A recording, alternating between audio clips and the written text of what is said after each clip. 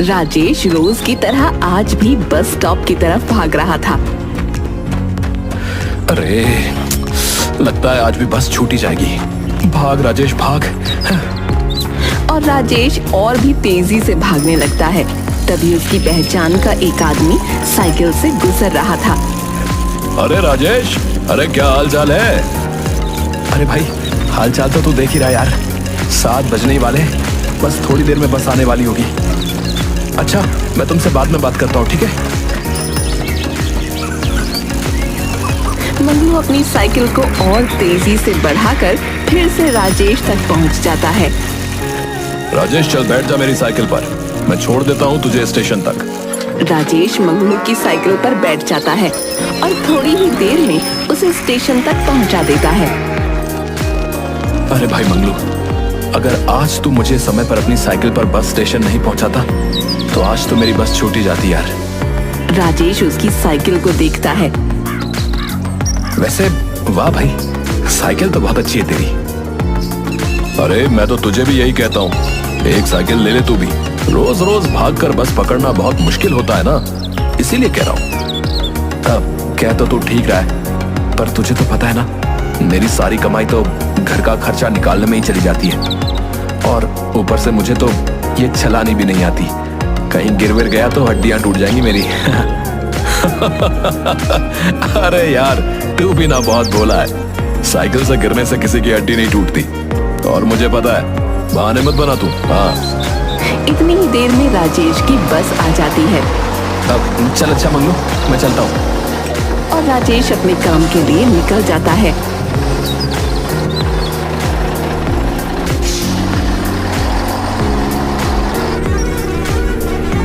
वैसे मंगलू कह तो ठीक रहा था, अगर मैं भी साइकिल ले लूं तो रोज रोज इस बस का इंतजार नहीं करना पड़ेगा और इस बस के लिए भागना भी नहीं पड़ेगा। और फिर अगर बापू को दवाखाने ले जाना पड़े तब भी आसानी ही होगी। पर अब इतने पैसे कहां से लाऊं? अगले दिन फिर से राजेश बस पकड़ने के लिए चलता है और आज फिर उसे मंगलू मिल जाता है। अरे राजेश, अरे चल आजा भाई, मैं तुझे अपनी साइकिल से छोड़ देता हूँ। राजेश बिना हिचकिचाहट के मंगलू की साइकिल पर बैठ जाता है। दोनों बातें करते हुए बस स्टेशन की तरफ जाने लगते हैं। अरे मंगलू यार, मुझे भी चलाना सिखाना तेरी साइकिल। हाँ क्यों नहीं भाई, चला जा। फिर राजेश हर रोज मंगलू की साइकिल से साइकिल चलाना सीखता है। एक दिन मंगलू और राजेश दोनों साइकिल से जा रहे थे। भाई राजेश, अब तो तू साइकिल भी चलाना सीख गया यार। अब तो कम से कम साइकिल ले ले भाई। भाई मैं तो तेरे ही भले के लिए बोल रहा हूँ। देख, विजयवाड़ा से सोमनगर तक पैदल आना जाना कितना मुश्किल होता होगा ना। और फिर अगर ऊपर से बस छूट गई तो और भी बड़ी मुसीबत। फिर जाओ काशीपुर तक पैदल। मंगलू, सोच तो मैं भी रहा हूँ नई साइकिल लेने की, पर अरे परवर कुछ नहीं यार, बस एक बार ले लेगा तो दूसरी बार सोचना ही नहीं पड़ेगा। तू चाहे तो मैं दिलवा सकता हूँ तुझे साइकिल। वैसे तेरी ये साइकिल तू कितने में लेकर आया था? मैं 155 में लेकर आया था यार।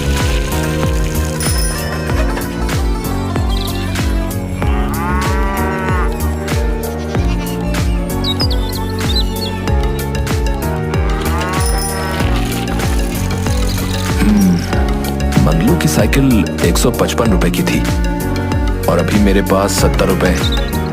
कपड़े और मेरी जरूरत का सामान बाद में खरीद लूंगा, तो इस हिसाब से मुझे 85 रुपए और जमा करने होंगे। इस महीने की तनख्वाह में तो घर का सारा सामान लाना है और अगले महीने बापू को फिर से डॉक्टर को दिखाना है, तो 2 महीने तो साइकिल आ ही नहीं पाएगी। और उसके बाद 75 रुपए जमा करने में मुझे कम से कम 1-2 महीने तो लग ही जाएंगे। और हाँ, अब से मैं अपने ऊपर एक आना भी खर्च नहीं करूंगा, चाहे कुछ भी हो जाए।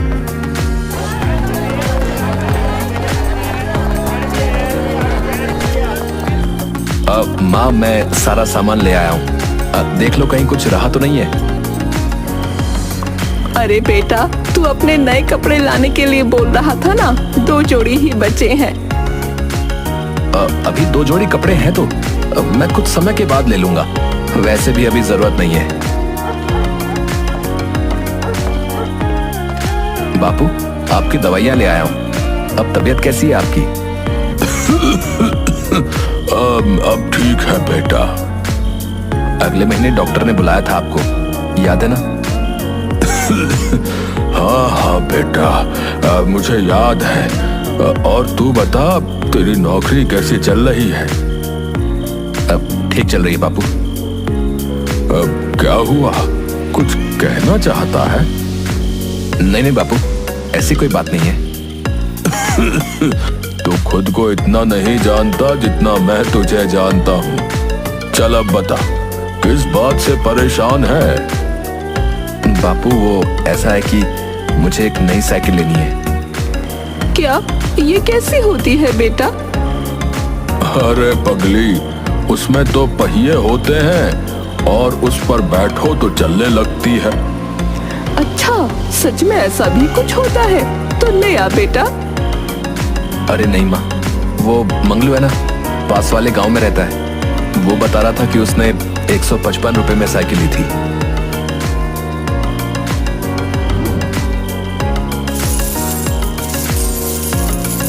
ये ले, इससे तेरी थोड़ी मदद हो जाएगी।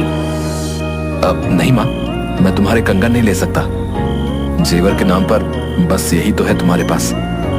इन्हें तुम अपने पास रख लो और तुम देखना, मैं अपनी मेहनत से जल्द ही साइकिल लेकर आऊंगा और फिर बापू को भी दवाखाने ले जाने में दिक्कत नहीं होगी। और तुम देखना, मैं तुम्हें भी अपनी साइकिल पर बैठाकर पूरे विजयवाड़ा में घुमाऊंगा। कुछ दिनों तक ऐसे ही चलता रहता है। एक दिन 120, 130, 135 और ये रहे 140। अरे 10 फिर कम पड़ गए। तुझे और भी ज्यादा मेहनत करनी पड़ेगी। थोड़ी देर बाद चपरासी राजेश के लिए खाना लेकर आता है। भाई रामलाल, ये खाना ले जाओ। क्यों साहब, क्या हुआ? वो क्या है ना, आज मुझे भूख नहीं है और अब से तुम मेरे लिए खाना मत लेकर आना। ठीक है साहब।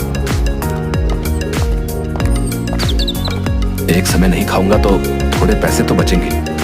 थोड़े ही दिन में बाकी के पैसे भी इकट्ठे करने और फिर लाऊंगा मैं अपनी साइकिल। कल जाकर मंगलू से बात करता हूँ और एक अच्छी सी साइकिल दिखाऊंगा। सुबह सुबह राजेश हर रोज की तरह नौकरी के लिए निकल जाता है। रात को आते समय राजेश मंगलू के घर रुक जाता है। अरे बहुत दिन हो गए दोस्त, तू तो मानो यार ईद का चांद ही हो गया, दिखाई नहीं। अरे भाई, वो काम थोड़ा ज्यादा बढ़ गया था, इसलिए सुबह जल्दी जाना होता था और रात को भी थोड़ी देर हो जाती थी। अच्छा सुन, तूने जो साइकिल के बारे में कहा था, तो चलेगा मेरे साथ साइकिल खरीदने? अरे नेकी और पूछ कब लेनी है तुझे साइकिल? अब अभी थोड़े पैसे और जमा कर लूं, फिर चलेंगे। बस 1-2 हफ्ता और। अच्छा ठीक है, अगर कुछ जरूरत पड़े तो मुझे बता देना। राजेश और पैसे जमा करने के लिए और भी ज्यादा मेहनत करने लगता है। एक हफ्ते बाद राजेश फिर से मंगलू के यहाँ पहुँच जाता है। अरे मंगलू, अरे चल जल्दी निकल बाहर। अरे क्या हुआ भाई, आज इतनी सुबह सुबह कैसे याद किया यार? और इतना चाय क्यों रहा है? अरे वो मैंने तुझे कहा था कि अगले हफ्ते नई साइकिल लेने चलेंगे, तो चल हो जा तैयार। आज मैंने दफ्तर से छुट्टी ले रखी है। अच्छा ठीक है, मैं नहा धोकर चलता हूँ तेरे साथ। फिर थोड़ी देर में मंगलू और राजेश दोनों शहर साइकिल लेने के लिए पहुंच जाते हैं। अरे दादा, एक अच्छी सी साइकिल लेनी है। अरे आइए आइए, ये देखिए हमारी दुकान की साइकिल। आपको कौन सी चाहिए? अरे दादा, वो सब तो ठीक है, पर आप तो सिर्फ मुझे इतना बताओ कि साइकिल पड़ेगी कितने में? आपके लिए मात्र 180 रुपए में। क्या 180 में?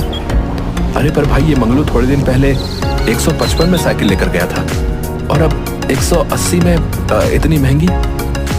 अरे भैया, तो महंगाई भी तो कितनी बढ़ गई है। अरे भैया, थोड़ी तो कम करो। नहीं दादा, कम तो नहीं हो सकती। अगर हम ऐसे ही दाम कम करते रहेंगे, कम तो नहीं हो सकती। अगर हम ऐसे ही दाम कम करते रहेंगे तो घर कैसे चलाएंगे? अच्छा आप बताओ, आपके पास कितने हैं? अब 160 रुपए है। अरे राजेश, परेशान क्यों होता है? 20 रुपए ही तो है, मैं दे देता हूँ। नहीं नहीं भैया, ये साइकिल तो मैं अपने दम पर ही लेना चाहता हूँ। मैं तुम्हारी मदद नहीं ले सकता। मैं फिर कभी साइकिल ले लूंगा। फिर मुंह लटकाकर राजेश वहां से निकल जाता है। राजेश के पीछे मंगलू भी चला जाता है। राजेश और मंगलू दोनों साइकिल पर बैठे हुए।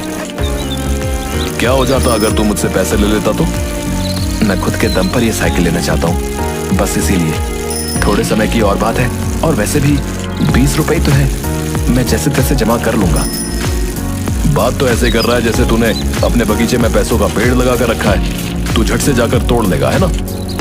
तुझे क्या लगता है मुझे नहीं पता है कि तूने एक एक रुपया कैसे कितनी मेहनत से जोड़ कर रखा था अपनी साइकिल के लिए? और अगर इनमें से पैसे खर्च हो गए तो? होते हैं तो हो जाने दो, नहीं लूंगा साइकिल। और क्या, कोई पहाड़ तो ना टूटेगा। फिर राजेश मुंह लटकाकर घर पहुंच जाता है। 20 रुपए तो है, कर लूंगा जमा। पर अगर तब तक साइकिल और महंगी हो गई तो? अगले दिन राजेश दफ्तर में बैठा अपना काम कर रहा था। तभी एक आदमी राजेश के ऑफिस में आकर बैठ जाता है। साहब राम राम, मेरा नाम श्याम है। वो क्या है ना साहब, अगर आप मेरा एक काम कर दो तो मैं आपको मुंह मांगी कीमत देने के लिए तैयार हूँ। कैसा काम? बस इस कागज पर दस्तखत करने हैं। इसमें लिखा है कि सोमनगर की सारी जमीन मेरे नाम पर है, ना कि मेरे भाई जुगनू के। नहीं साहब, मैं ये नहीं कर सकता। आप जा सकते हैं। अब सोच लो, मैं मुंह मांगी कीमत देने के लिए तैयार हूँ। सोच लिया, आप जा सकते हैं।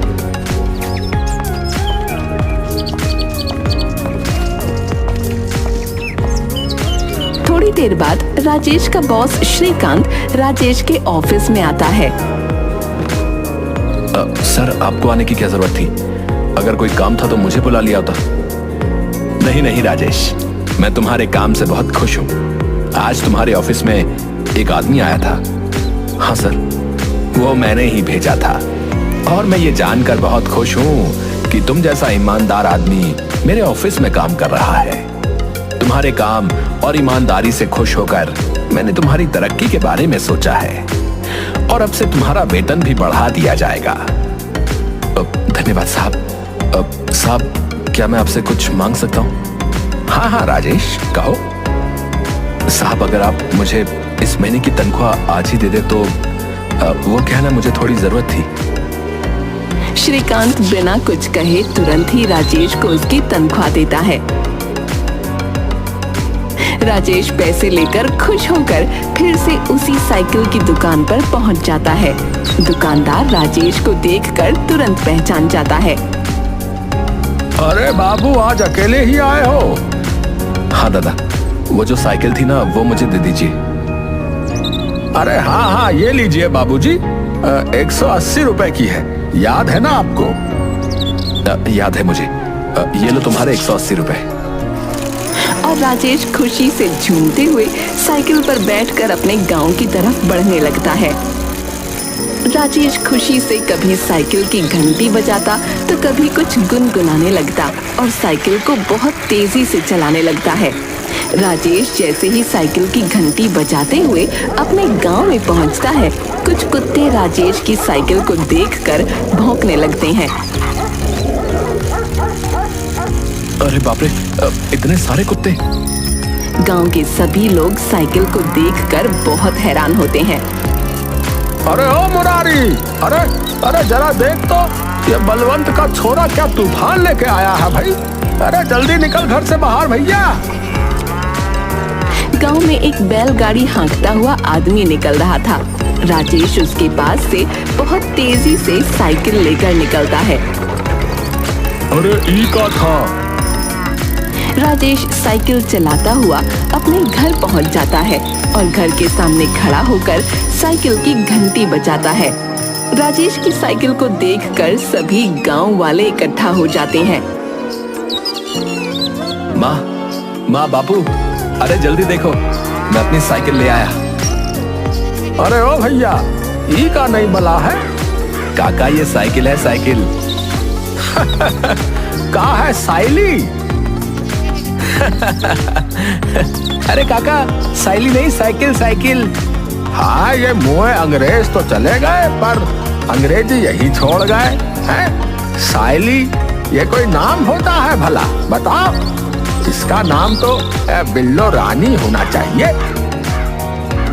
अरे वाह भाई, क्या नाम रखा है, बिल्लो रानी, वाह।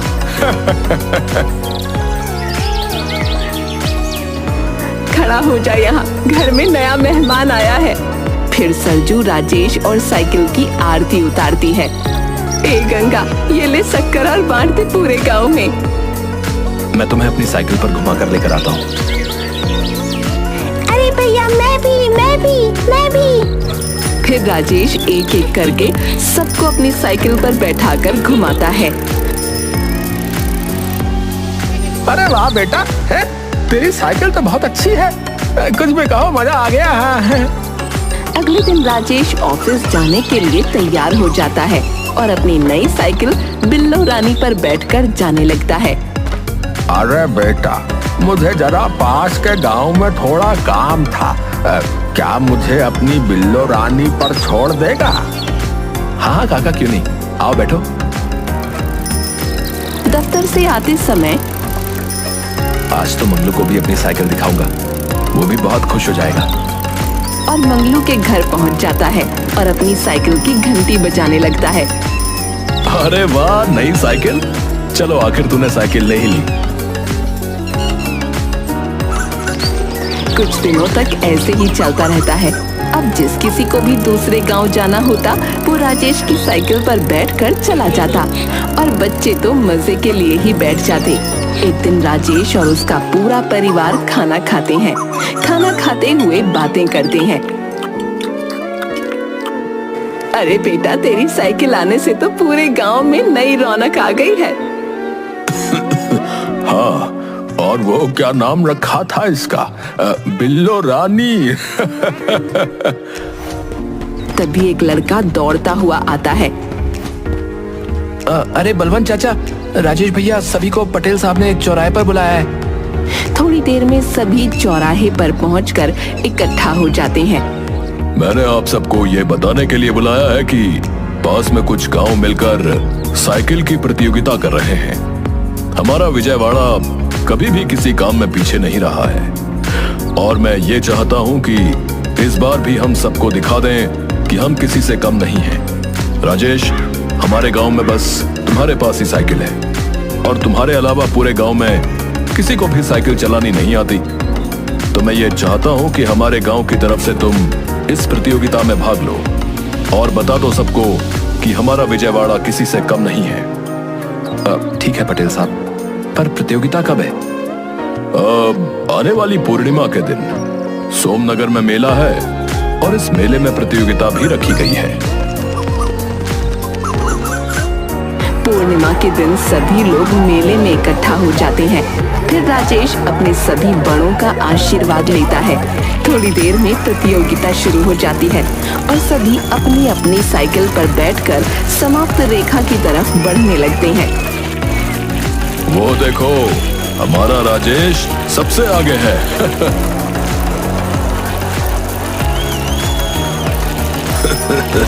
हाँ, और आपको पता है, ये जो दूसरे नंबर पर है, ये रामलाल दफ्तर का चपरासी है और ये चौथे पर उसका दोस्त और ये तीसरे नंबर पर पास के गांव का एक लड़का है। देख लेना, जीतेगा तो हमारा राजेश ही। वैसे भी बाकी सबने तो हार मान ली और देख कुछ तो कैसे गिर पड़े हैं। जीतेगी तो हमारी बिल्लो रानी। राजेश जैसे ही समाप्त रेखा पर से थोड़ी दूर होता है, अचानक ब्रेक मारकर रुक जाता है। इतने में ही रामलाल आगे निकल जाता है और राजेश फिर से साइकिल चलाने लगता है। अरे अरे, ये क्या किया इसने? साइकिल क्यों रोक दी? और ये चपरासी, इसको जिता दिया? हे भगवान, इसकी मति तो नहीं मारी गई। प्रतियोगिता के कुछ देर बाद फिर से सभी लोग गांव के चौराहे पर जमा हो जाते हैं। अरे मूर्ख राजेश, तुझे अंदाजा भी है तूने क्या किया? तूने जानबूझकर उस चपरासी को जिता दिया। क्यों किया तूने ये? पटेल साहब, मुझे माफ कर दीजिए कि मैं ये प्रतियोगिता हार गया, पर हम सब तो सिर्फ विजयवाड़ा को बड़ा बताने के लिए प्रतियोगिता में जीतना चाहते थे। लेकिन रामलाल, उसकी माँ की आंखों का इलाज करवाना बहुत जरूरी था। वो इतना खुदगर्ज है कि उसने कभी किसी से मदद नहीं ली। अगर इस प्रतियोगिता में मैं जीत जाता तब भी मैं चाहकर भी उसकी मदद नहीं कर पाता। इसलिए मैंने ये फैसला लिया। शाबाश मेरे बच्चे, मुझे गर्व है तुझ पर। आज तूने मुझे हार कर भी जिता दिया।